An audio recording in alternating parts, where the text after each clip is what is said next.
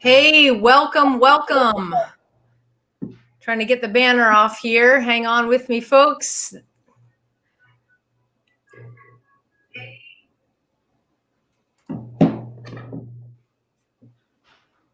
All right, this is Sam. You can't see me yet, but you'll be able to see me in a second. Let's see how we do this here.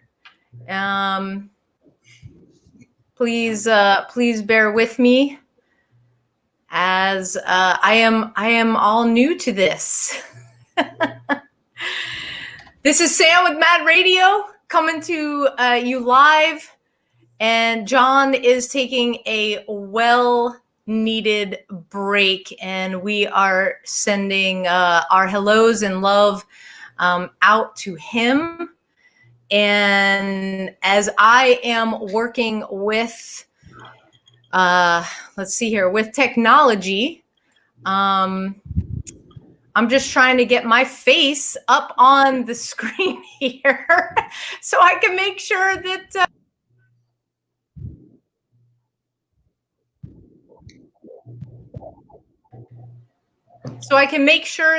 everything is going to be copacetic and work for us tonight. So you are listening to the award-winning Mad Radio.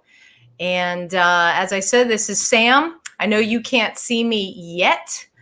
I am trying to bring us up here and on screen so we can get rid of, let's see, this, so you guys can see me and see our guests that are coming on. So bear with me. Like I said, again, I am trying to work all this technical stuff as John is taking a well-needed break. Yeah, so we've definitely, you're in the right place, Mad Radio. We've got our ticker going. I need to turn the ticker off. Okay, I got the ticker. I got that done. And now I need to get this off. Let's see. Hey! Okay. There we are. Okay, so all right. Yay. I figured this out. And so, hey, fine people out there, we've got an amazing show for you tonight. Like John and I always talk about, this time of year is not always great for everybody. Our first responders, especially this year, have been nonstop, and they have been under so much stress with either their departments defunding them, with COVID, with all of the above. And the number one thing that we're hearing out there is it's really difficult to get help.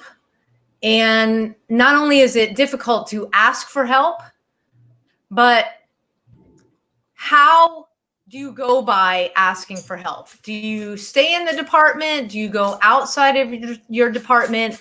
And so tonight we have two amazing people on with us from an organization called 3 for the Love. And hey, first responders, if you're listening, these guys do an amazing job. I'm going to let them tell how they got started with this. But the important thing as they're speaking that we want you to remember is you're not stuck, okay? If you need help, there are ways to get help. You do not have to stay in this burned out, stressed out, feeling like you're getting crapped on every day. You don't have to stay there. You've got an outlet, and you can visit. See, this is where John's really good at this.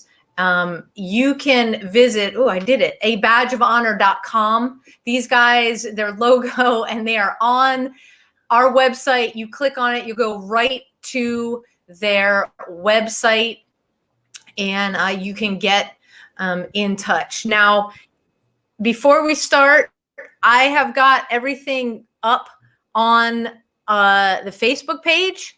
So if you're joining us from Facebook, any comments, any questions that you have, please go ahead and put your comments in. Let us know you're watching. Also, we are live streaming to our YouTube page. So if you are watching us on YouTube, hey, thank you. Keep telling your friends, keep subscribing. We want to grow our YouTube, and that's Mad Radio Texas on YouTube. So you definitely want to check us out there, and we'll be monitoring questions and comments over there. So without further ado, we really want to get into talking about healing. And Brian and Jennifer from Three for the Love are our guests, are my guests this evening, and we're going to dive right in. And Jennifer, why don't you tell everybody watching how this organization came about? Sure.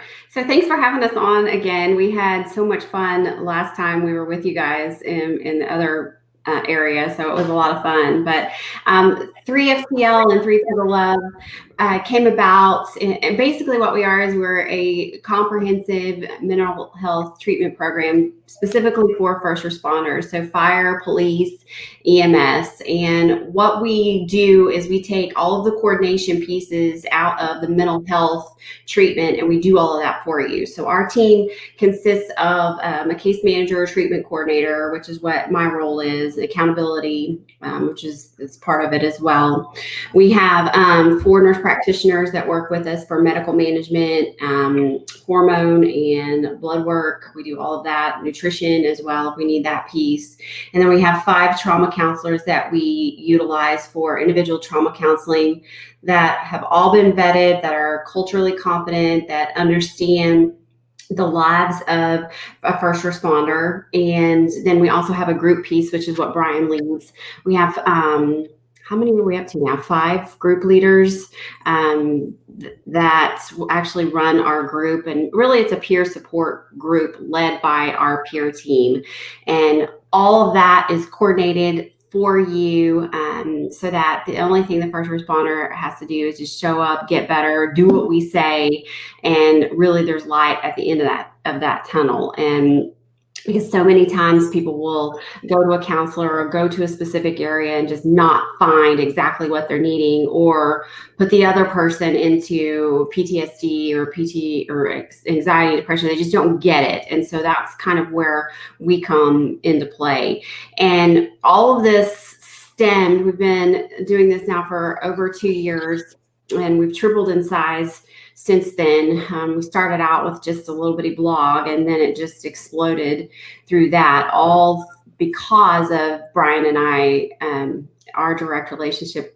Clearly, we're married. Obviously, we're in different rooms right now, but he's upstairs. He's not quarantined, but he's upstairs and I'm down here. So, but all of this kind of stemmed many, many years ago, with, where it all started. We'll kind of take you back to the beginning, and then so we kind of where it all happened. So I'll let Brian kind of share with you his individual experience, and then coupled with my individual experience with what happened with me personally, and then both of us together, and how 3FTL kind of grew into what it is and is still growing into what it is today. All right. Well, thanks again, Sam, for having us on. It was a blast. I wish Jeff was on here too. We could kind of poke on him some. But first of all, shout out to you guys for a badge. Y'all put on a great workshop that was amazing. Oh, thank you. I'm trying to see if I can't figure out how to get where I work involved in trying to do some workshop, maybe with our peer support team, at least get in there and have that experience and learn some more tools to put in our toolboxes. So for sure, that's awesome that y'all did that, and we really enjoyed being invited. So thank you. And talking about Jennifer, this old PTSD, I think we talked about it last time. Was I like to say PTSI, as you guys do too. It's not a disability. I'm not broken and never can be fixed. It's an injury just like any other muscle. I'm still going to have a limp every once in a while, but for the most part, I've recovered. I still have days that are rough. Jennifer can tell you. She plays a big part in trying to help give me a heads up before I come home. The house is going to be a mess. There's centers, as we call them, for my little girl that puts out all her toys everywhere. And we got a new puppy. So that's challenging in itself. But really, I'm going to go back a little bit just to give a little understanding about where I come from and then what Jennifer's dealt with the last 20 years of our life together. And it starts in January of '98 when I became a first responder. We came from Oklahoma. Mm-hmm. And I was a first responder, and you could drive an ambulance as a first responder. You could work on the fire departments as a first responder. And I started back then in '98. And the surreal thing and funny thing about it is my really good friend that was my roommate, and I've leaned on quite a bit and talked to him, called me yesterday. He's a chief in Denver. And he gave me a call, and we talked just for a little bit. I don't know that he'll watch this. He may watch it. He's a chief now, you just don't know about those guys. But him and I started in '98, in January '98, together working at this ambulance as first responders, as ambulance drivers. We legitimately were ambulance drivers. And my first call, and I'll never forget it, was with a very veteran paramedic. And I got there and they said, "Who are you?" "I'm Brian Holley." "What are you doing?" "I'm supposed to drive you." I don't really know what I'm doing. Rural county, out in Oklahoma. And I couldn't have been 5-10 minutes and we get a call, and there was a phone in the room that you answered for 911. We didn't have dispatch. We were dispatch. And so you had to forward the phone to the cell phone in the ambulance. And then we went to this call, and it was a fellow firefighter in cardiac arrest. I didn't know the guy. The guy that I was working with knew him very well. And I watched him do everything in his power to save this guy. To this day, I can't tell you if he's still alive or not. Like I said, I didn't really know who he was back then. But that was my induction into the EMS world and how things are going to happen and what we're going to eventually see. In first responder school, I don't even remember what it was. They gave me a card, said you're a first responder. I went on to EMT, got my EMT, and then got my intermediate and my paramedic. And I volunteered for a fire department up there during that whole time. And being in the rural area, we were just outside the Metroplex of Tulsa. We saw a lot of trauma and dealt with a lot of things. And there was a one murder, and I didn't really think this affected me until about a year and a half ago or so. But there was a murder that we ran on, and it stuck with me, and it really was in there, but I didn't think anything of it back then. We were just told when we were in EMT and intermediate, when you would do clinical rides and you would go work somewhere, if you showed any emotion, it was shove it down, just keep it away. And I was part of the problem. After I became a paramedic, I started teaching. I started being a field training officer. I did precepting, and I wouldn't pass people. The majority of them were women, and some of them were guys, and they would cry after a call. And to me, that showed weakness because that's the way I was raised. And I was an ass, is what I was. I didn't know better. Yeah, I still am, but I didn't know better at that time. And then we'll fast forward to November the 3rd of 2014. By this point, so what's that? 16 years in, roughly, coming up on 17 at that time.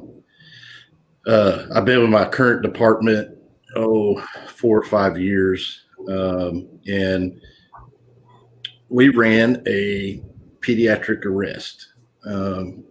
Up to that point, I had run plenty of them. My fair share, and then some of the other guys' fair shares. And so they never bothered me. No calls really ever bothered me. I might have a nightmare once in a while. I just didn't really know what was going on. And we had this call, and that's kind of my specialty, is the paramedicine side of it. I used to be what I felt really good at it. And I was known to be the one that got the airway on the babies. I was one that everybody looked to say, hey, what do we need to do to make them live? That day I sucked. I couldn't get an airway, and not to brag or boast or anything. It was the first airway I'd ever missed on a baby of 16 years of being a paramedic. I had no idea what was going on. Frustrating call. We get to the hospital. They pronounce the baby. I won't go into all the details. They pronounce the baby, and there was something that I saw in that ER on that child that made me break. And I don't know, on hindsight, I do now, but at that moment, I had no idea what was wrong with me. I couldn't speak. I couldn't breathe. I couldn't stand, nothing. And I'm in this, outside this ER room, trying not to break down in front of the parents who are sobbing over their child that didn't make it. My responsibility. Outside of that ER, the guys that I work with, hey man, what's wrong? What happened? And in my head, I'm talking to them. Evidently, I wasn't saying anything. I had no control. And I think I've talked about this before. I know I did at the work, at that workshop, was the sense of hopelessness. I was completely hopeless. And I had no idea how to fix it, because as paramedics or doctors, nurses, EMTs, and as men, we're fixers. That's what we do. I couldn't fix this. It was very scary. Fast forward, got in the medic. My partner, who to this day is a very, very good friend of mine, and no matter what, he'll be with me till the end. He did a lot of things that he probably shouldn't have done, and he got me back to the station. I had a welcoming crew. The way I think I typed it out to a letter to Jennifer was, it was an intervention that you see on TV. That pissed me off. I wasn't mad or happy about that, because here I am having an emotion. I'm sad. I'm crying. I'm bawling like a baby, snot coming out. They start talking to me. Hey, what's wrong? In my head, I'm telling them everything. Evidently, I'm not speaking. And this is late at night. We're probably approaching midnight, 1 o'clock in the morning. And chaplain's there, my captain, my buddy, and some other firefighters are there. And the looks on their face really scared me, because at that moment, I thought, I'm getting ready to lose my job. My job is at risk here, and I provide for my family. I have a little baby at home. I have another daughter that's 5 years older. And I'm like, man, this is not good. How am I going to go home and explain to my wife, hey, I just got fired or lost my job because I'm a blank? And that was tough, trying to say, how do I explain that? This is what I've known for the majority of my adult life, and that's all she's known for our married life. And now I'm weak and I can't do this. And my children, my oldest, she was still, then put her, I don't know, 4 years old, Jennifer, 5 years old. I would say five, yeah. 5 or 6. All she knew is her dad was firefighter. Everything's firefighter. They got a song in the books, all that. So she kind of understood, but she didn't. And I started thinking, and they said, "Hey, man, you're going to have to go home." And I knew if I went home, it wasn't going to be good. And I started contemplating myself, and Jennifer doesn't like hearing this. And I think at some point, all of us had this ideation in our brains. But my thought was, I'm worth a whole lot of money, and I'm smart, and I can get out of this. And she'll get a whole lot of money. She doesn't have to be disappointed in me. My children won't be disappointed. I'll get the firefighter funeral. Everything will be great. And she can move on. She can find somebody better looking than me for sure. And my kids will have a great dad at some point. And if I go home, that's probably what's going to happen. And my battalion chief kept saying, you need to go home to your family. And I finally made sense of words, and I said, if I go home, we're having a funeral. That's bottom line. I didn't have a plan of what was going to happen. And saying those words scared the shit out of me even more than the whole event that was going on, was the fact that I had that in my mind to be able to say that. And to this day, you reflect back on it and you say, man, would I have done it? Could I have done it? Is that still in my brain? Is that something that I'm still capable of? I think it's still there, but I don't think I'm capable of it because I've learned the tools, and I've got the tools. I've got the support system. I've got a counselor that I see that's helped me get through it. But all that kind of happened, and it really just steamrolled. And I still didn't seek help right away. It took a couple more years, and then after seeing Jennifer, but really her going through that, I think, planted the seed into where 3 for the Love is, because she saw me that next morning. When I got home from the station, they didn't make me go home. I'm pretty sure we got put out of service. I don't know. I think the statute of limitations ran out up on that. They can't fire me now. But I'm pretty sure we got put out of service because we didn't run another call, and I stayed up talking all night. Got home, collapsed in Jennifer's lap, cried. She'll tell you she doesn't really remember a whole lot about that. I think she blacked out because here I am, her rock that is crumbling. And so that just kind of went on. Well, then fast forward another year, and Jennifer and I were involved at the Oklahoma State University crash where the young lady drove through the parade. And that her and my 2 children were standing, I don't know, probably 10 feet, or sitting actually on the curb, about 10 feet or so, 15 feet, 7 feet, somewhere in there from where she ended up. And that was a very stressful time for Jennifer to go through that. And to me, it was another incident. I went to work, and I pronounced 3 people in the middle of the street. Well, not in the middle. One was in the middle. Other 2 were right where we were supposed to be sitting. And I just went and did my job.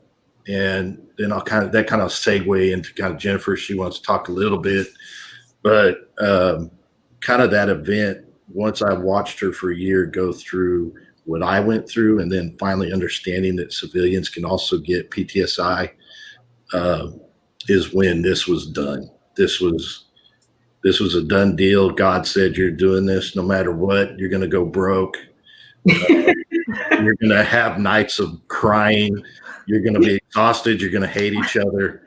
Don't have all our secrets. But you're going to love it. And it's going to be the most exhausting thing, but you're going to love it. This is what you're supposed to do no matter what. And so I'll kind of let her kind of go from there, unless anybody's got questions on that. But yeah, I think one thing that I wanted to point out for our listeners, and we've talked about this before, is that, it doesn't take but one call. You are, you're a veteran firefighter. You've been on numerous calls. Everything's been okay up until this point. And it's this one call that just created this cascade of emotion, of, you use the word helpless. I mean, let's be straight. First responders, we don't identify with the word helpless. We don't identify with shame. We don't identify with the word surrender.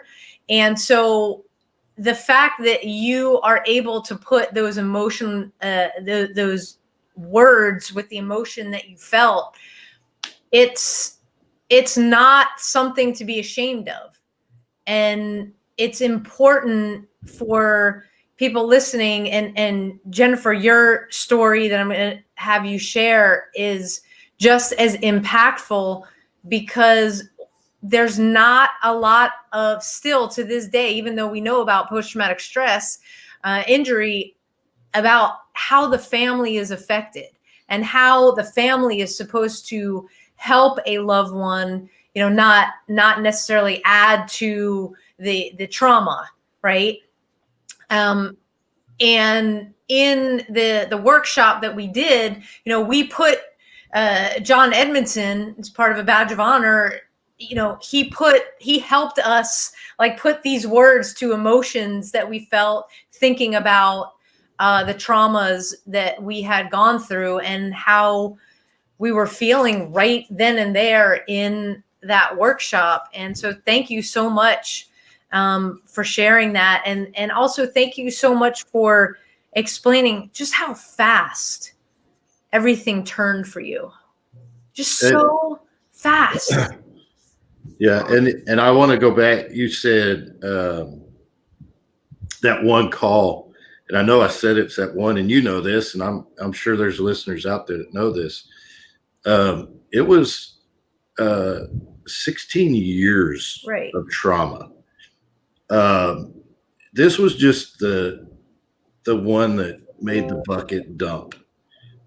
This overfilled my bucket. I call it bucket dumping when I go see my counselor, because I still have to go do it every once in a while. I haven't been in a little while, but I still have to bucket dump. But this is one that filled it. And this is one, when I go back and look, and that feeling that I had, I don't ever want to get back to that again. I don't want to feel like that. So I recognize as we go on, hey, I need to go have a chat for a couple of sessions and work some things out. I've done the EMDR, which that's how I know it wasn't that one event. That one event doesn't come up at all. It doesn't. It's that murder when I was an intermediate.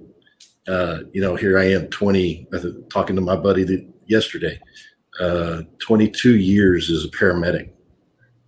And it's that was one of my key calls. And that was an intermediate before I was a paramedic. And it was still coming up a year ago. And so once we did the EMDR, that's when I figured out it's not the recent call. It's childhood trauma. It's trauma from a girl not liking me. I mean, it could have been anything back in there, but all that just built up, and I hit the done button, and it was over. So, but yeah, so that's one thing everybody needs to understand. It's not one call. Right. You don't get it. That one call that you bust down, that's awesome. You're processing it. If you show emotion and then you go have a nightmare and it's bothering you for a few days, and then the day 5, day 6, day 7, you're good. You filed it. You processed it and put it where it's supposed to go. Day 14, day 17, and you still aren't sleeping, and you still got nightmares and terrors, and you are vividly remembering this thing. It's time to get help. Like, it's done. You are approaching the PTSI. Once you get past those 14 days, you get into 21 days, and we're going to be in trouble. So yeah, it's important to point out that, having the nightmares, having feelings of guilt, there's lots of things that are normal responses. To trauma. It may be difficult to go to work and, do your job, and that's not abnormal. That is a normal response to trauma. It's when it starts stretching out and you're not finding relief and you're not sleeping, and it's seriously impacting you, your family, your loved ones, your coworkers, that we've got to take a closer look. And, Jen, I want to bring you in here because what Brian went through certainly had an impact on you. And you probably didn't expect to end up with what happened. So why don't you explain? Well, so I had always chased this dream that I was going to be in trauma, which was a dream that had started like a long time ago. So Brian and I actually were partners. I was an EMT and he was a paramedic for a long time. And he actually kicked me off of his truck because I was a Grim Reaper. And I just shit after shit just kept coming and coming, where I would get to the point where I'd be like, please, God, do not give me another dead person, which after a while, it was like, I think God's trying to tell me something, that I'm not supposed to do this piece of trauma. So we had that like bond, so to speak, with that. But when he came home that day, he's right. I honestly looked at him, and I think I handed our child to him and was like, she's been a little shit. I can't deal with this anymore. And he just lost it. And after that, I had no clue. And all I know is he's yelling, and he finally gets the words out to me of what happened. And I thought, holy crap, how come as a wife, I was not informed or told or prepared that this is coming home to me. And so that's one of the things that we even stress with our spouses too, is there's got to be some communication on, or keywords or buzzwords or something to let them know, do not hand me a screaming child because I just pulled one out of a car. They can't do that. And so that was something for me in my life at that particular time. It was like two wheels, I think, for both of us, just constantly spinning. And his broke a year before mine did, because he was living and breathing the trauma as what the world knows it, as far as what first responders do, and the guts and the gore and all of that. I was living in a traumatic world that was pretty much self-imposed on myself, where I was chasing this dream. I was rising the corporate ladder. I had an extremely high stressful volume job where I was, blowing down all kinds of doors and breaking all kinds of records and basically selling my soul to get to where I was at the moment. Priorities out the wazoo, completely out of place, and just kept spinning and spinning and spinning. And I have dealt with anxiety and depression and an eating disorder even my entire life. And so this chaos that I was living in was kind of feeding all of this. And when Brian had his event, it was more like, oh, more stuff thrown into it. And when we got to Stillwater that afternoon, or that morning, actually, Oklahoma State homecoming is huge. It is 20,000 people rolling into town. Now it's more every single year. And it is a tradition that my family never missed. And we don't get to see each other for Christmas or anything, but we never miss homecoming. And we have our little rituals that we do, and every year that's part of it. And one of them is the parade. And the parade is, 10,000 people along the streets of Stillwater. And we sit at this curb every single year. That's just what we've done. And for 5 years, Brian and I had been married 8 years before we had our 5-year-old, or, at the time she was 5. That's where we were. And that particular morning, we were running late because we had an extra child, and we were running late, and my brother got tired of waiting on us. And so they moved to the other end of the parade. And I remember I was so pissed because we're not in the same spot as we always were. And Brian, looked at me and the girls, and he said, well, let's just move down a little bit and we're going to sit there.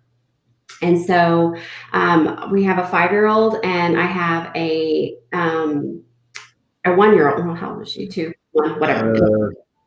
And you have to remember too that at this particular time, I'm working deals all the way. that morning on the phone working deals, I'm like, I am on my game, what I thought I was. And we're sitting at this parade, and I've got both of my girls in my lap, and Brian, and these are rows of people behind me. And Brian is behind us because he doesn't want to sit on the curb. And he's actually standing next to an Oklahoma City firefighter, believe it or not, right there. And of course, they've bonded because they talk all the time. Anyways, and I'm sitting there, and all I remember hearing is just a crash. And I turn and I look, and I see a car coming towards us. And I grab my kids, and I have one in my arm. This is what I remember because I know a little bit more about the brain now, but this is my version of it. And I grab her, and I turn around, and I can't find my 5-year-old. And by that time, I still am not processing what is going on. And I turn around, and I still vividly see her screaming behind me. And I grab her, and I run up to where the building is, and Brian is nowhere to be found. And for that split second, I have this quote unquote normal thought is I know exactly where he is he's in the middle of all of this chaos. And there were a couple of things that about that day, we're not going in obviously all of it. And if anybody doesn't know what we're talking about, you can Google the Oklahoma State homecoming parade.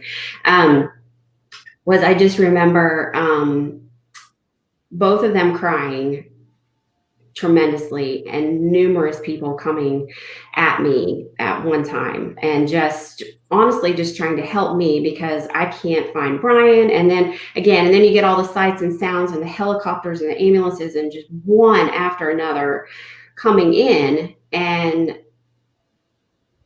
that did it. And one of the things that I remember the most is when my brother and my dad finally came to get my kids. They said, give her to me, give them to me. And I tell Chris Fields that all the time, that somebody said that to him when he was talking about the interview. And that's exactly what my parents said to me, is give them to me. And the minute I handed over my kids, I collapsed, and some strange lady actually caught me. And I don't remember anything past that. I remember I shook for many hours after that because of now that I know, obviously I went back to school and learned all of this stuff about it, the adrenaline and everything. And that weekend, I literally did everything possible, pills, alcohol, everything that I could imagine, just to try to get the screams out of my head. And I couldn't. And luckily, I had a neighbor who was a military veteran that saw it in me very, very quickly and looked at me and said, "You are not okay. And you're not." And I went to work the next Monday, and I had my very first panic attack ever. Somebody's had the tires, actually, it was the tires screeched.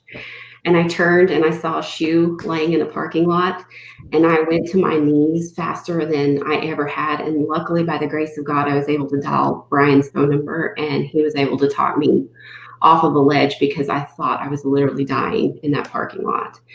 And after that, we both realized that I probably needed a little bit of help. And that's where I sought out counselor after counselor after counselor after counselor, which was just a madhouse. Was diagnosed with PTSD, and Brian had a few choice words about that because he couldn't believe at that time that a civilian that just had one incident would skyrocket into that, but I did. And I had a mental breakdown, basically. And luckily, I found a counselor that helped me.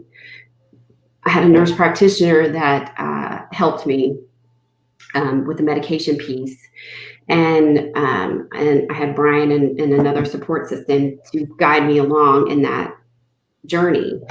And one of the things that they started to do is they told me to blog about it, or not blog about it, journal about what's going on, because you're supposed to journal. Well, I hate journaling. I don't like writing, but I can type really, really quick. And so when I started typing and I hit publish, it was kind of like this whole weight was lifted off my shoulders, and people came out of the woodworks.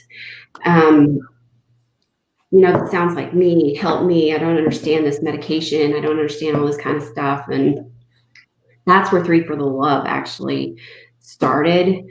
But I did know, as Brian said before, there was something more that was going to happen. And it was God just knocking on my shoulder and was like, be prepared, have something more, be prepared because I have something more.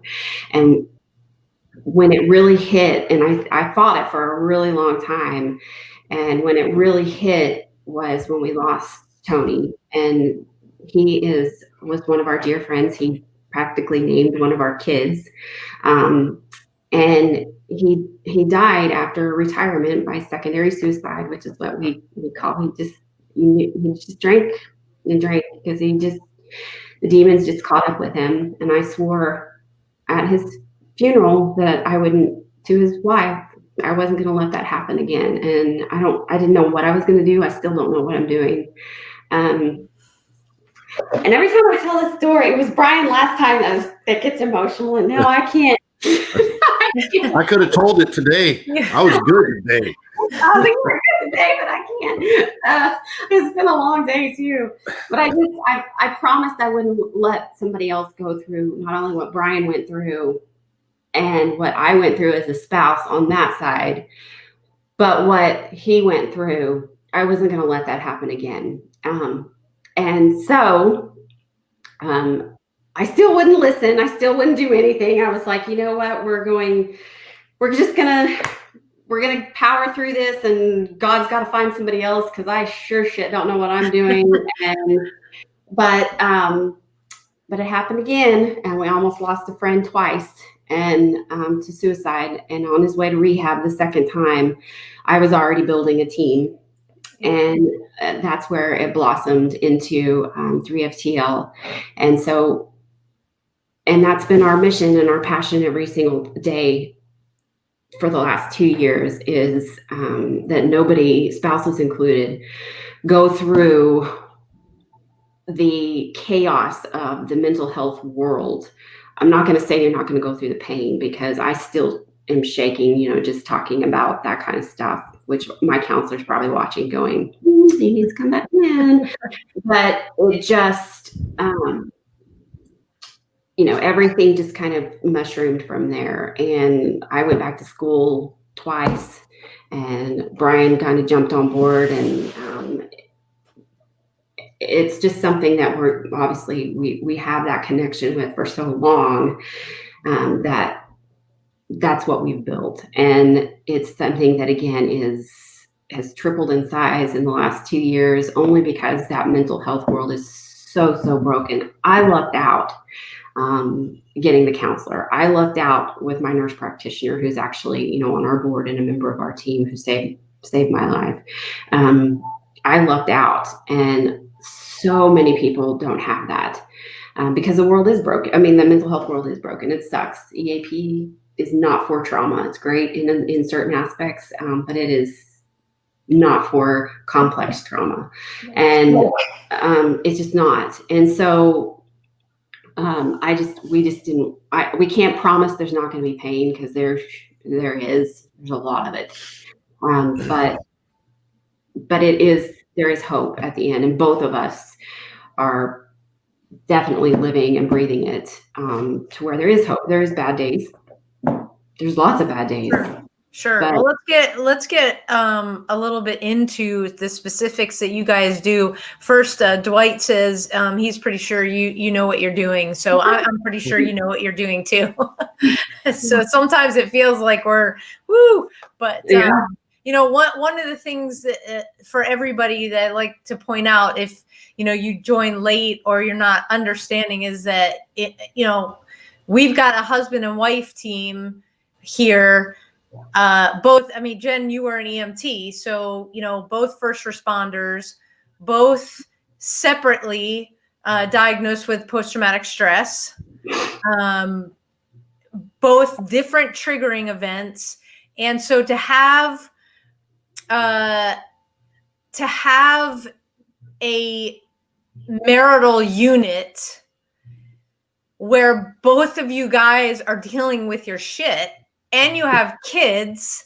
I mean, this is unique. This is unique for Mad Radio because, you know, we it's usually, you know, the first responder, and then you have the spouse that is not in that line of work, and you have the support. But here we have two people, you know, that are having to navigate themselves, their own triggers and traumas, each other, how to communicate with each other, and recognizing that when they need assistance, they're getting it, and understanding that it can't be both of you leaning on each other all the time. Of course you lean on each other, but when it comes to the specific trauma with the PTS and the events, you can't necessarily lean into each other and have those deep discussions. And that's why when you guys created 3 for the Love, first of all, I mean, the mission is phenomenal because that's what gets you out of bed every morning.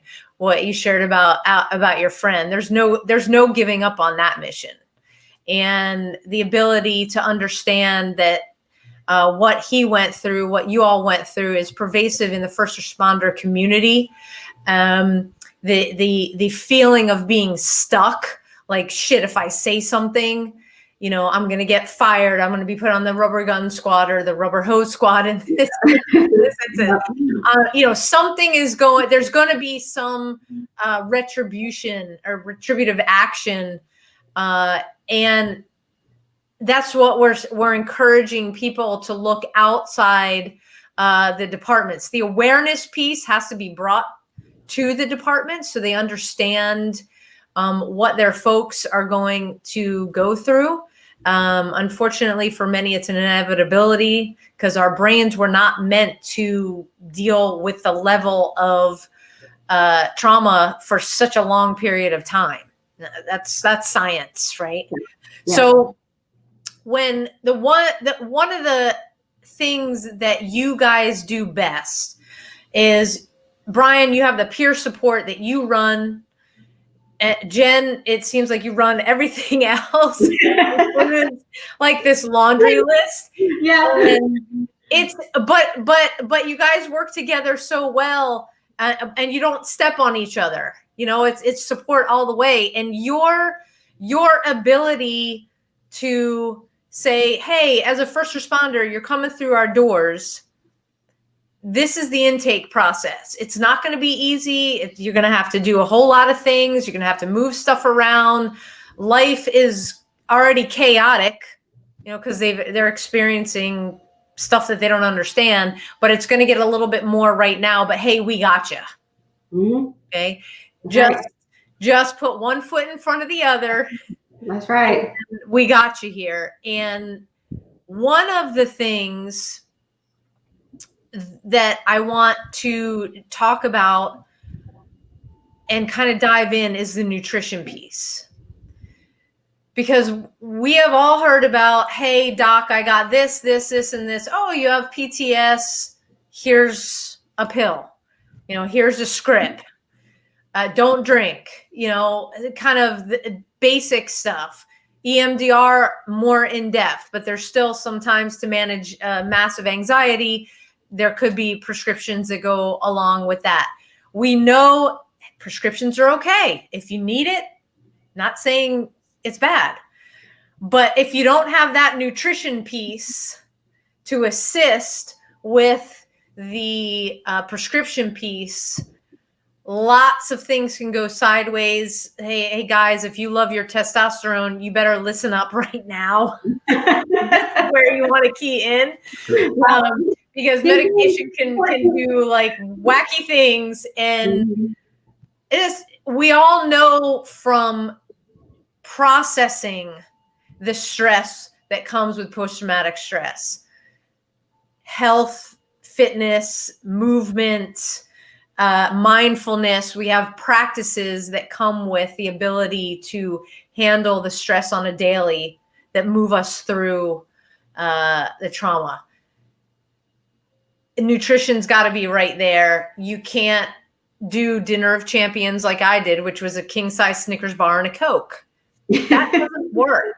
I mean, every once in a while, but when you're sitting in your car or in the bus, and I don't mean school bus, I mean, that's why I call it ambulance. It's, in your rig, you've got to look at where you are. So when this gets a hit, your whole body is able to assist you in that. So please talk about the nutrition. So one of the things that we always go back to, hydrate with water, number one. Even when we're doing, the debriefs or the mass casualty debriefings that we do, we always bring, one of the things that I always ask before Chester and I get there, which is our therapy dog, is, is there going to be water? Is there going to be snacks? Is there going to be, healthy food in that place? Because that's the one thing that we forget to do is drink water and eat. And so even when people come in and we're doing the intake process with them, they're like, if you're extremely depressed, you don't want to eat. Well, I'm like, well, you still have to eat. I don't care if it's a smoothie from Smoothie King every single day, you have to eat. And one of the things that we try, a power bar, something, just get something in your system and keep hydrated, because your brain runs on fuel just like everything else, and you're not going to be able to make those rational decisions without that particular piece. If you need a nutritionist, then we will refer you to a nutritionist. If you really want to lose weight, we have a weight loss program that's part of the nurse practitioner office that we work in that can actually do that and help you with that healthy. But you have to absolutely eat. And like you said, I mean, sometimes, yes, that's a Snickers bar. I'm guilty of that too. But now there's somebody at our office that part of her main jobs is to be like, did you eat lunch today? Because you just blow right over it. You forget. And I'm like, oh yeah, that's why. So why I'm so angry is you have to make sure that you spend that time.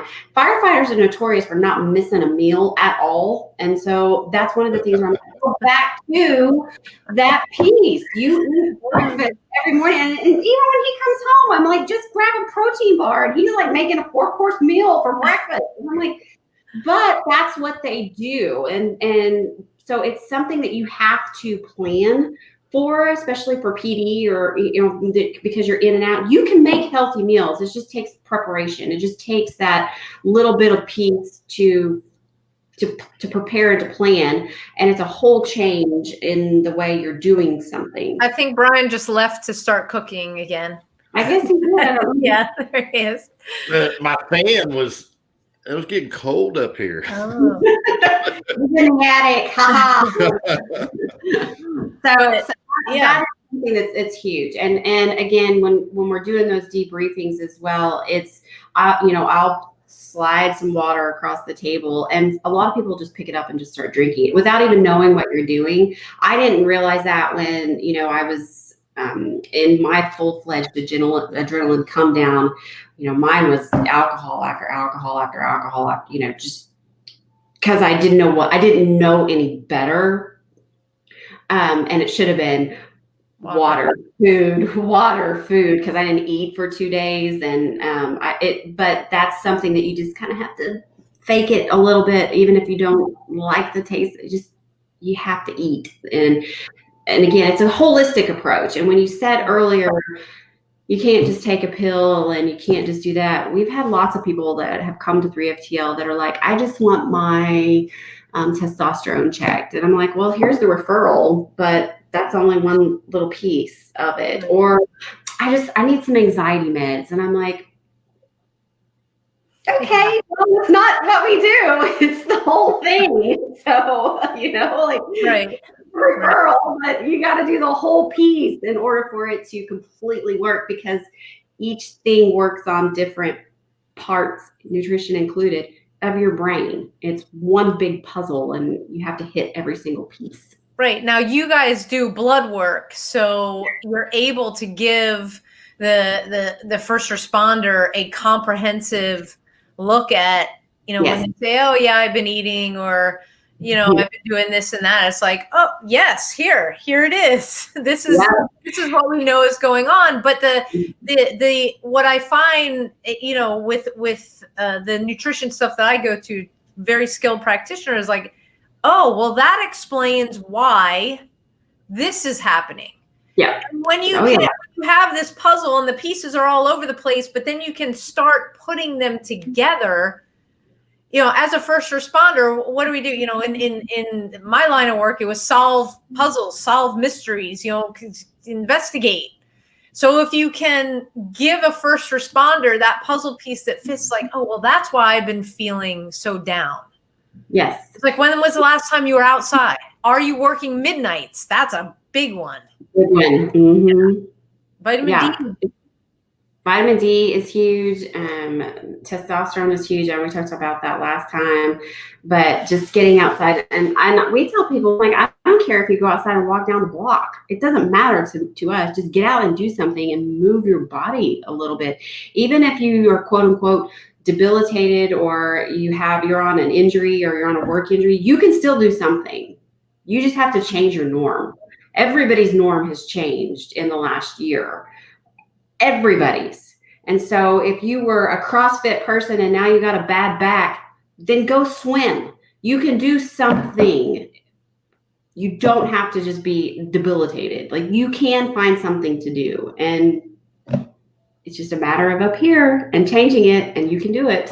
You absolutely can do it. Yeah, and it's almost, exercise is one of the things. Yeah, you guys give people like this. I'll call it like a buffet. Like, all right, this doesn't work for you or attract you. Do this, but you gotta pick from the buffet. And Brian, you know, part of that buffet is group. You got to do the peer support. And, you know, let's touch on this, because I remember my debrief after 9/11. We're all sitting in a room, sitting in a circle, and singing Kumbaya. Yeah, well, it's more like, why are we here? What are we gonna do? Who are these people? Do we have to say, you know? And it wasn't. We weren't really given a choice. You had to share, which ended up being good because it allowed us to get the emotion out. But it's not easy. And so, what do you say to a first responder that's like, dang, if there's group involved, no way. We put it in the contract. Oh, well, there you go. You know, when before you sign.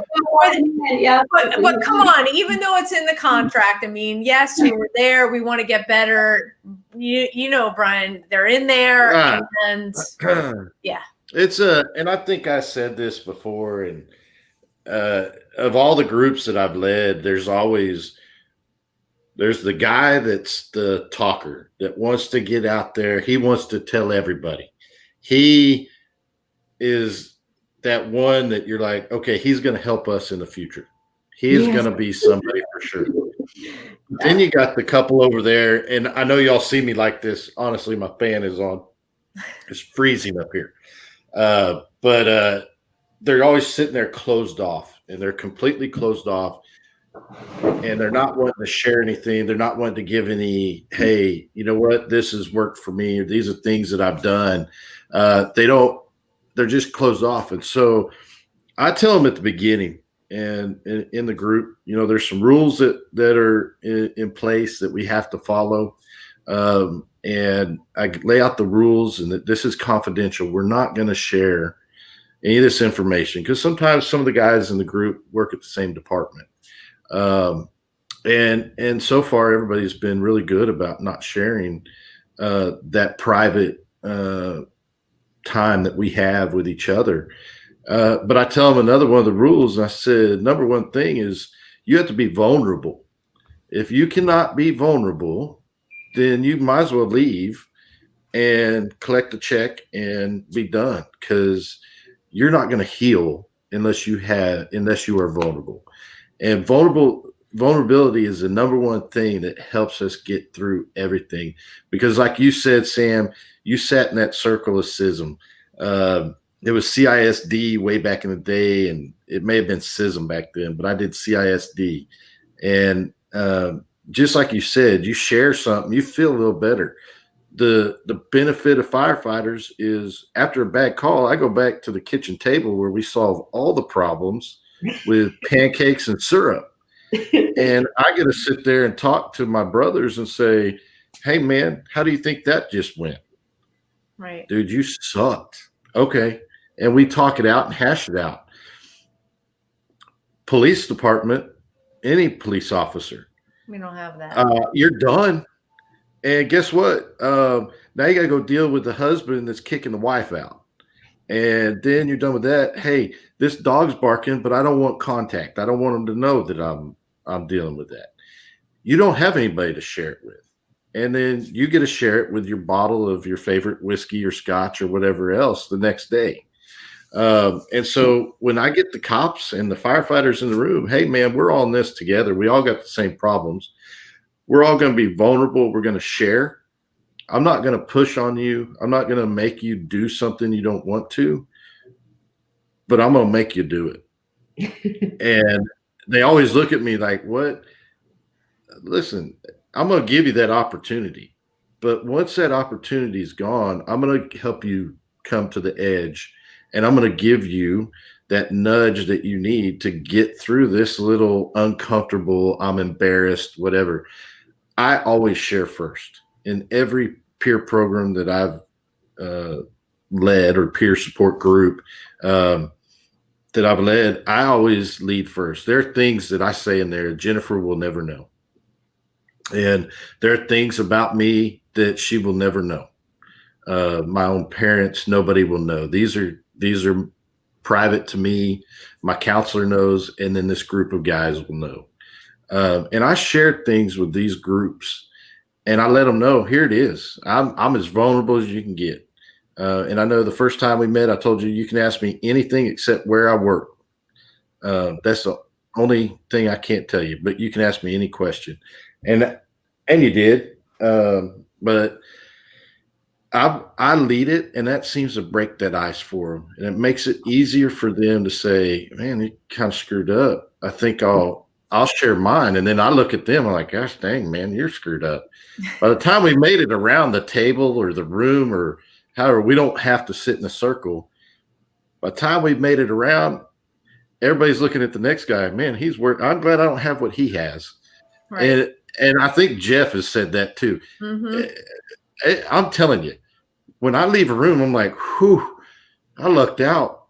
Like, and I know they're saying the same thing, but that's the best thing about the way Jennifer designed this was she didn't give me a format and say, here's what you have to do. Here's what you have to cover. This is very unconventional. We may talk about one thing this day, and then the next week when we meet, we found something new because it happened between those two meetings. Mm-hmm. And it's like, oh, you know what? We're going to touch on that one now. I know y'all want to talk about this, but we're going to talk about this now because he needs our help, and we need to figure out how can we help him get through whatever he's dealing with. Yeah. And so a lot of those things are just being unconventional. I've been to all of the classes you can go to. I think there's a couple more that just popped up I can go to lead. And it's funny because I go in and I see all the way that CISM is.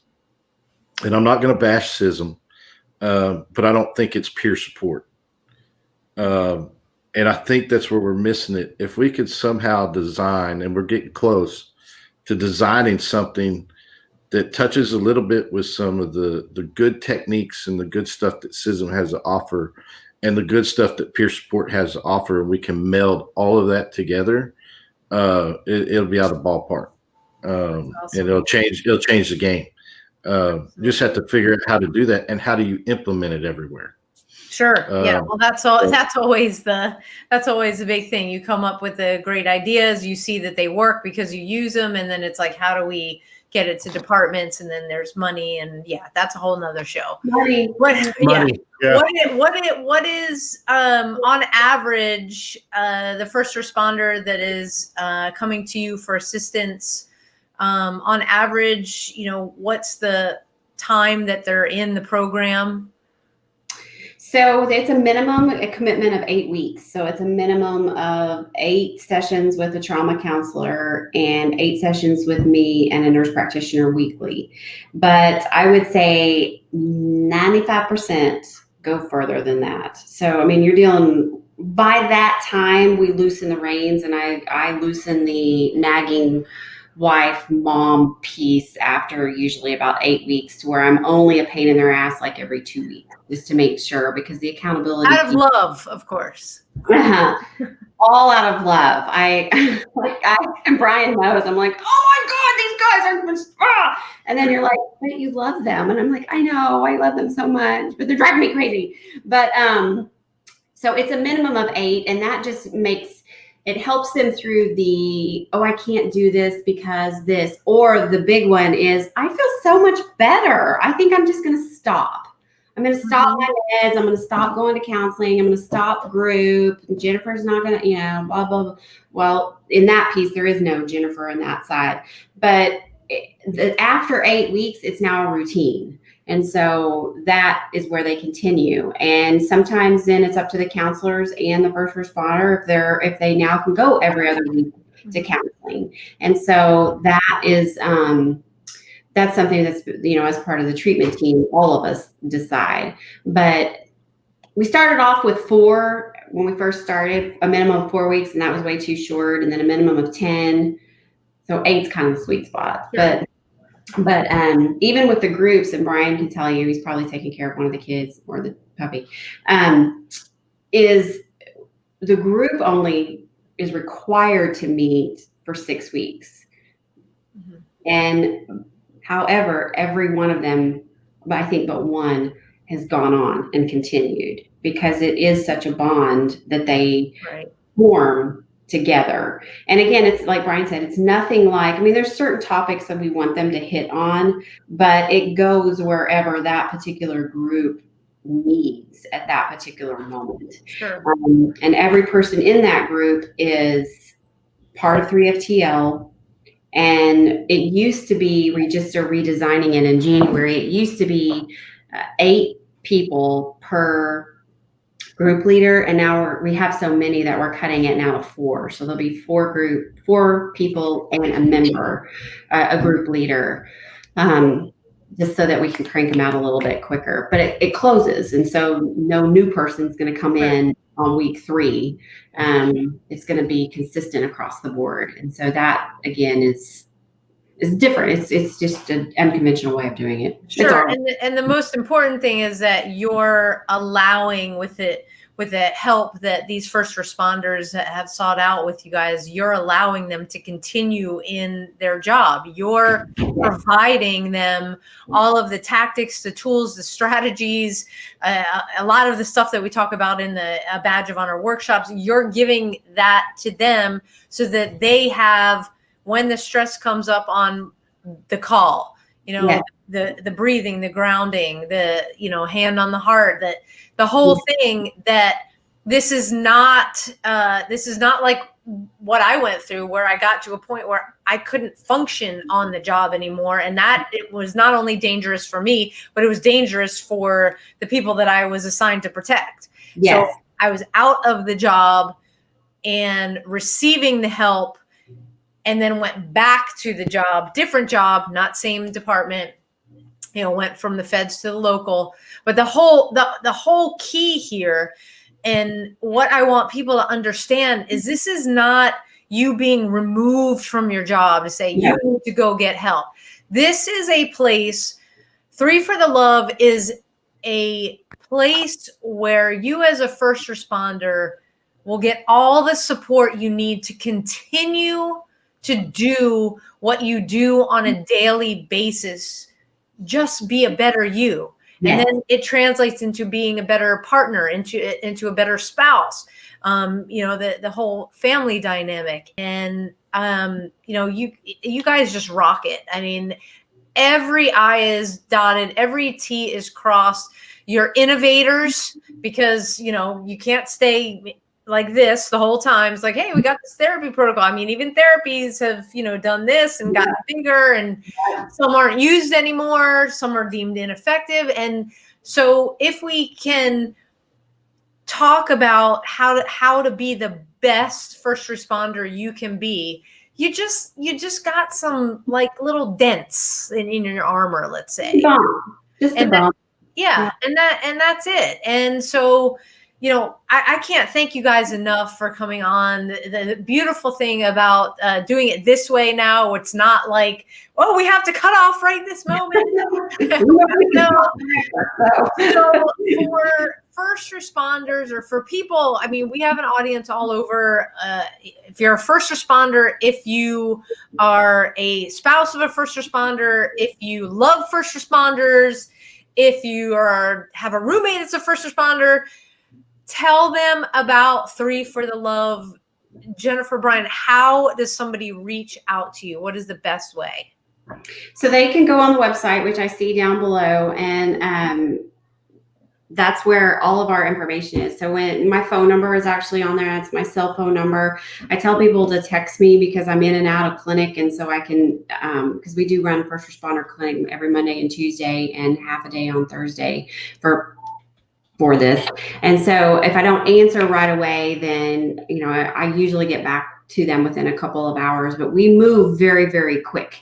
And so when somebody reaches out to us, they see me, they see a nurse practitioner, they see a counselor, and they're immediately assigned to a group within a week. So that's fairly quick, and they start, rolling. The spouses have the same piece. There's a group leader. Her name is Erica Anderson. She's on our website as well. She's the wife of the first responder, and she leads the spouse group. And everything is available for the spouses minus the pain in the assness, which would be me, or the case manager piece, which would be me. I still can design their treatment, but I just can't follow them like I do the individual first responder. All of that is on our website, and they can call or text. If they're in crisis, they can call, and we do crisis stabilization as well. We can do residential treatment. We can do intensive outpatient. I mean, it's the jack of all trades. Sure. The best way to get a hold of us is they can email me. That's on there as well. Okay, so 3forthelove.com is the way to start your journey of healing. You are not alone in this. So many people have walked in your shoes. Please don't think you're that unique one, because you're not. Special. We love you, but you're not special. Hey, that was another thing before the dog and the kid scratched on the door. That was the thing. One of the rules is that we're not unique in that group. I tell them all the time, and I almost got my ass whooped one day because I told a guy he wasn't unique. And I said, you're not. We all have it. Listen to the stories, and then you'll understand you're not the only one. Yeah. So I love that you said that. That's one of those things when I say it, everybody looks at me like, well, man, you got a set of nuts on you. What are you talking about?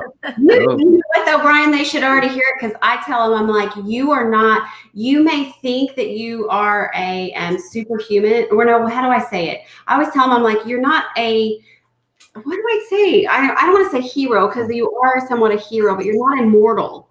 You're not like the superheroes on TV that the society depicts you to be, because you can break and you will break. And so take that piece out, that you aren't unbreakable, because you are. Yeah. So they hear it from me too. Well, that's a great place to wrap it up. So thank you guys so much. Have a very blessed and happy new year. Again, for everybody that is listening, you are not alone. Please reach out for 3forthelove.com if you're in need. We totally get that this is a tough time for a lot of people out there, and this is outside of your department. So confidentiality is number one. Mm-hmm. The most important thing is that you deserve to have the care that you as a first responder deserve. That didn't sound right, but you deserve to have it. Better. There is a better way. Exactly. And that's another thing, as we're ending and saying our byes.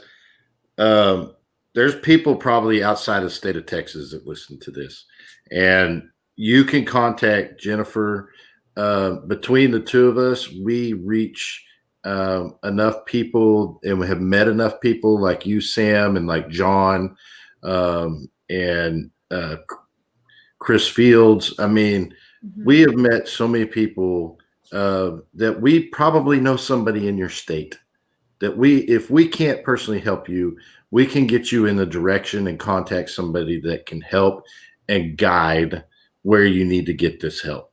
And we've done that. We've helped in other states.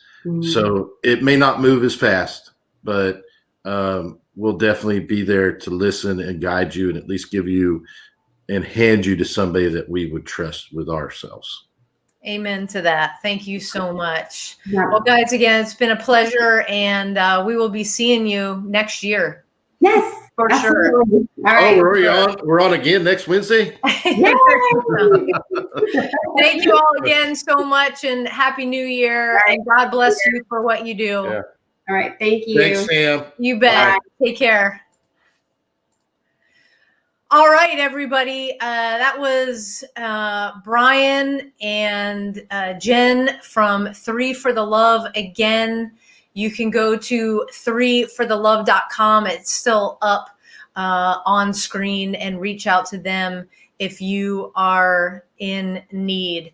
Now, we put on Mad Radio. It's on every Wednesday, and a great way to support. We are growing our audience on YouTube. It's our newest platform. And we ask, hey, if you're listening to this and watching this on Facebook right now, if you wouldn't mind jumping over to our YouTube page, which again is Mad Radio Texas, hit the subscribe button. There's lots of cool things you can do with YouTube that we want to be able to bring you. And we need the subscribers for that. So if you wouldn't mind doing that, that would be super awesome. Another way to support the show and so we can continue to do what we do is to, after we're off the air, you can scroll to the top of our Facebook page. And up there, we have books that you can purchase, and you can click on it, buy it right through Facebook. That's a great way to support. And you guys heard a lot about us talking about A Badge of Honor. That is the organization that myself, that John, that Jeff Freeman, that John Edmondson, we run. And every bit of the support and the money that we raise through Mad Radio goes into the workshop so that we can make a difference in the lives of our first responders and continue to do that. Getting out into the departments, getting in front of first responders, helping them to understand they are absolutely not alone and what they're going through is normal. And the way you do that is by visiting abadgeofhonor.com.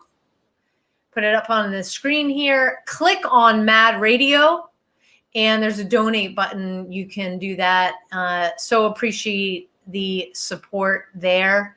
And we've got a huge project that we are supporting, and it's called PTSD 911. It is a documentary that desperately needs to be made so that more people understand what it's like to be a first responder and dealing with the traumas that we are exposed to throughout our careers. Jen and Brian did a great job explaining tonight the impact and the toll, and that it only takes that one to make your bucket overflow. And so as we leave you tonight, to all of our men and women out there in uniform, holding the line here at home and abroad, we love you. We are continuing to pray for you. You are not alone. It's okay not to be okay. We just don't want you to stay there. And I'm going to play the trailer for PTSD 911. Again, let's work together. Let's get this made.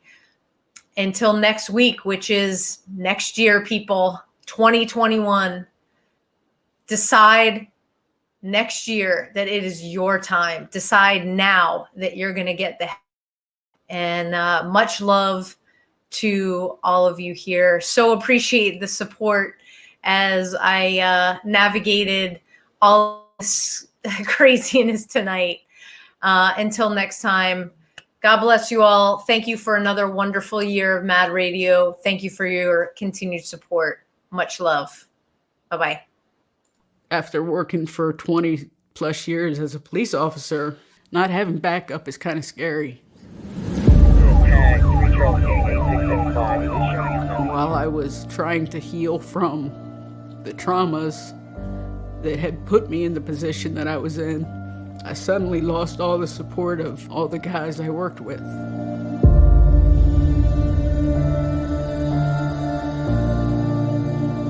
Just because we don't see it doesn't mean that we don't picture it in our head. I never thought that I would have to deal with that type of call, and I was not prepared.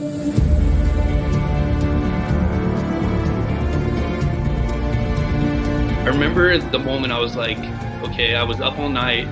It was just trauma after trauma after trauma. You know, the novelty of the job wore off really quick.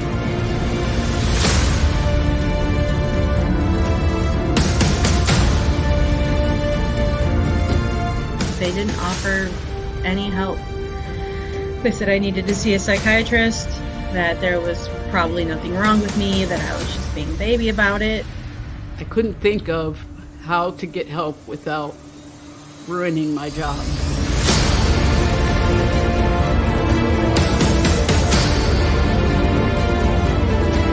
I know personally, on many occasions, that a police officer can go in and ask for help, and the chief will fire him.